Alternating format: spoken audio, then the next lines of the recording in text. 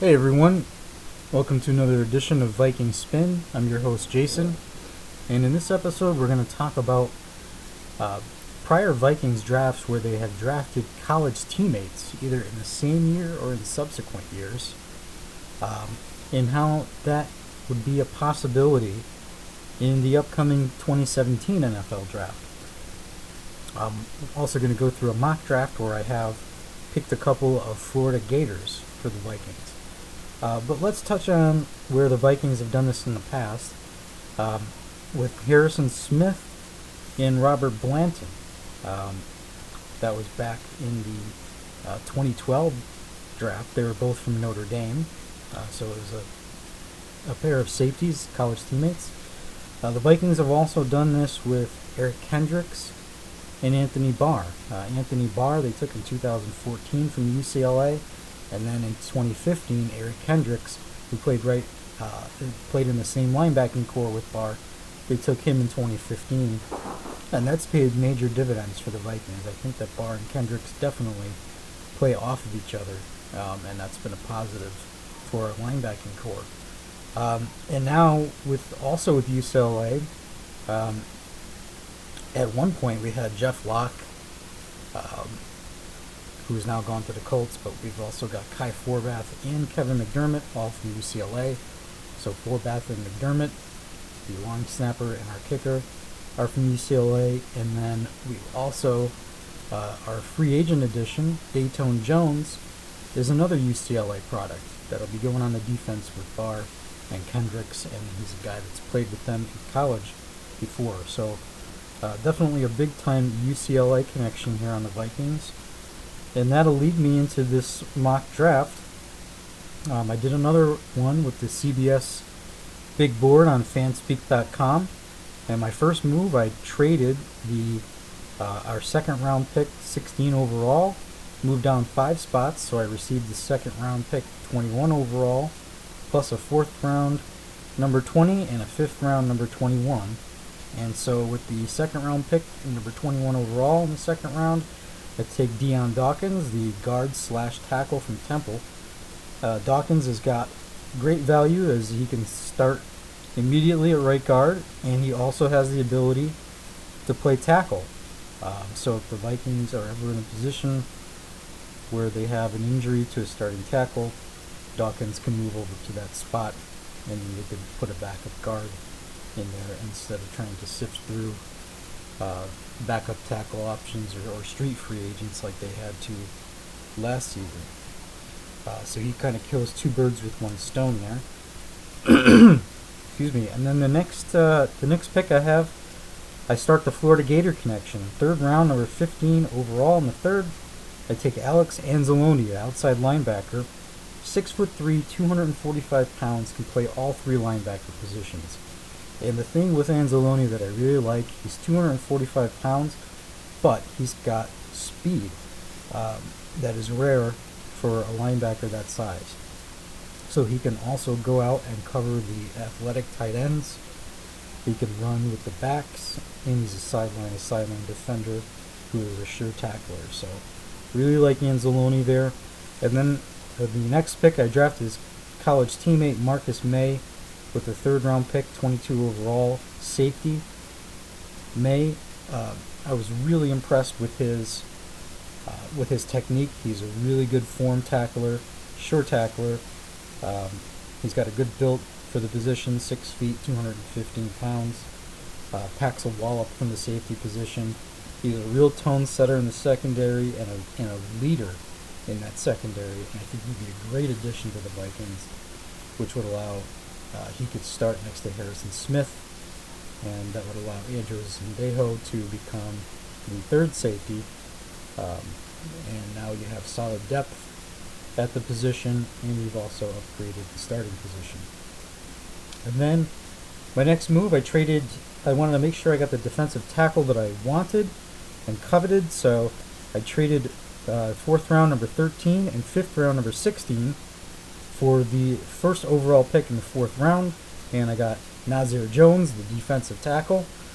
And Jones is the guy, we've got a lot of guys on this team right now that can that can play inside as pass rushers. We've got Tom Johnson, who's a pass rushing defensive tackle.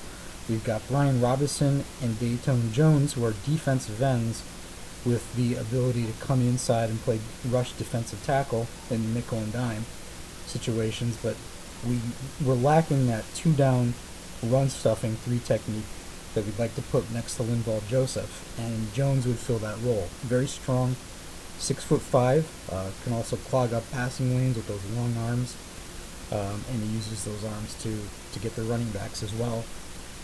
And then the next pick there in the fourth round, number 20, D.D. Westbrook, wide receiver / kick returner from Oklahoma.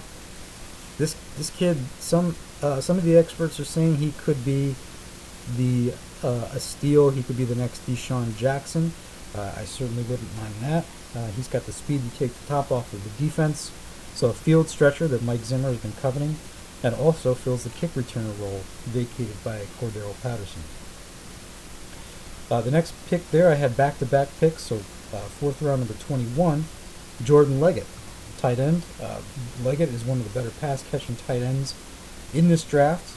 He's also a decent blocker, and I was very happy to be able to still select him there in the fourth round.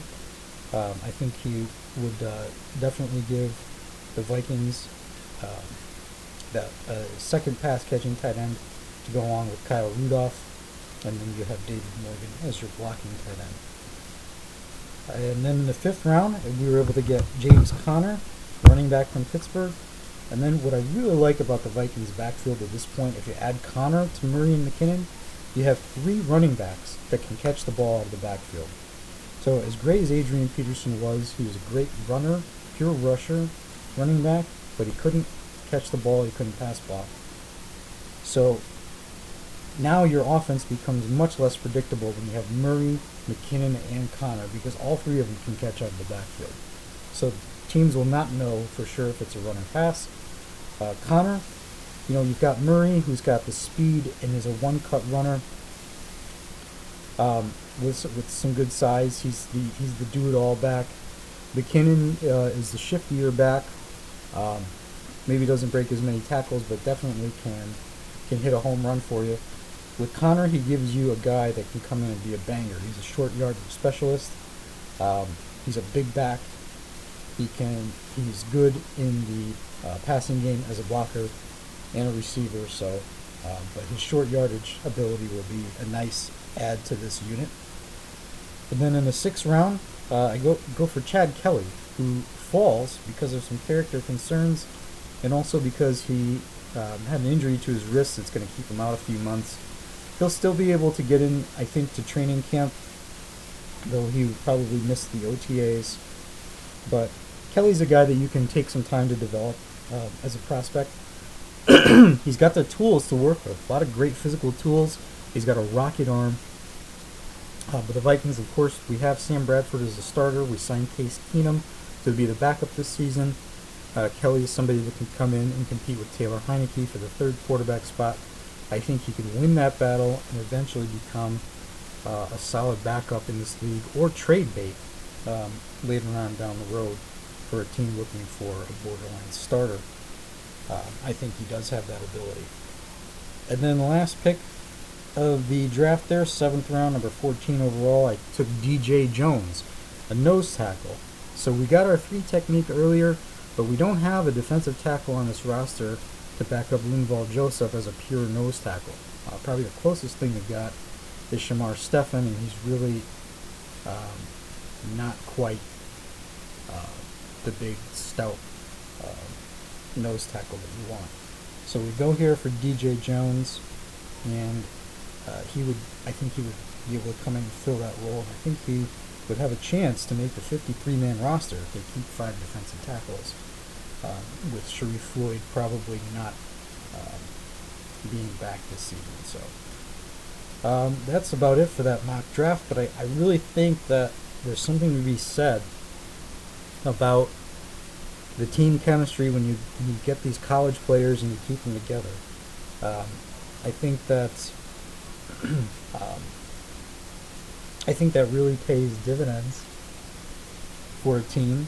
Like I said, we've seen it with Anthony Barringer Kendricks. I'm excited to see what happens with Dayton Jones also joining that unit. You've got Kevin McDermott snapping the ball, and Kai Forbath kicking it. So there's a comfort level there that allows these guys to play off of each other. And that's with this draft here, of course, some of the moves I've mentioned in the past that the Vikings could look to supplement their draft with is a couple of post-draft free agency moves. So after adding these pieces, you might still want to go out and get another tackle. I like Austin Pastor. He could be the swing tackle. I mean, Rashad Hill could also be the swing tackle. But we saw how many tackles went down last season. I don't think we ever want to go through that again. So it wouldn't hurt to add him for roster depth. Also, now you get D. Westbrook, and he's going to come in. He's going to return kicks right away. He's probably good enough to see some snaps in the wide receiver rotation right away, but that's not always the case with wide receivers. We've seen both sides of the coin. Really, we've seen Stephon Diggs, who came on really quick, and then we've also seen guys like Adam Thielen, it took a couple of years. Cordell Patterson, Laquan Treadwell has started slow. So you want to make sure that you have another option there, a veteran option that you know can play right away, just in case that Treadwell or Westbrook is not able to step up. And you want somebody on the outside. Of course, we have Jarius Wright, who's more of a slot player. But you go and get an outside receiver like Rod Streeter, who the Vikings have expressed interest in before. You can have Streeter and Thielen as your outside receivers and put Stephon Diggs in the slot where he does a lot of his damage. And I think that would be an excellent wide receiver trio for Sam Bradford. So Streeter can stretch the field. He's also good in the red zone. And he's experienced enough where he can come in and run the routes properly while other guys are developing. So I'm hoping for that. And then lastly, since I was sort of hoping for Jonathan Hankins, but now that I see he got $10 million a year with the Colts, I'm glad the Vikings didn't bite on that. I'm perfectly fine going in there with Nazir Jones from the draft. I think Mike Zimmer and Andre Patterson, George Edwards, they do a great job of developing defensive linemen and developing them early. We saw what they were able to do with Donnell Hunter. Jones is a talented defensive tackle as well. I have no doubt that he could be an effective run stuffer on early downs right away. So with that, the last free agent pickup that I would get would be Leon Paul at cornerback. I've talked about Leon Paul a lot because he is familiar with Mike Zimmer's defense, and if they are not confident in Mac Alexander to step into the nickel position, I think that Paul can come in and absolutely do that. He can play the nickel, he can play outside if you need him, he can even play safety if you need him, and he would be great to mentor players as well, because he knows the defense, a lot like Terrence Newman. And that's interesting too, because Terrence Newman is back. So we have Xavier Rhodes and Trey Waynes and Terrence Newman. So right now it looks like Newman could be, what he did last season was he rotated with Trey Waynes on the outside. So you got a little bit of Trey, you got a little bit of Terrence, and that worked out well for the Vikings. Now they could do that again and hope that Mac Alexander can man the nickel, or if they get Hall, put him in the nickel. Or another thing they could do is Trey Waynes may be ready to start full time on the outside. You could put Terrence Newman. Hey everyone, welcome to another edition of Viking Spin. I'm your host Jason, and today we're going to talk about drafts where the Vikings have drafted teammates But that's all we that have were in college time together. for today. I thank you This guys has for been tuning in. a trend that's And we'll happening see you next time on Vikings here Fan. under Rick Spielman's tenure with the Vikings. Some examples of this would be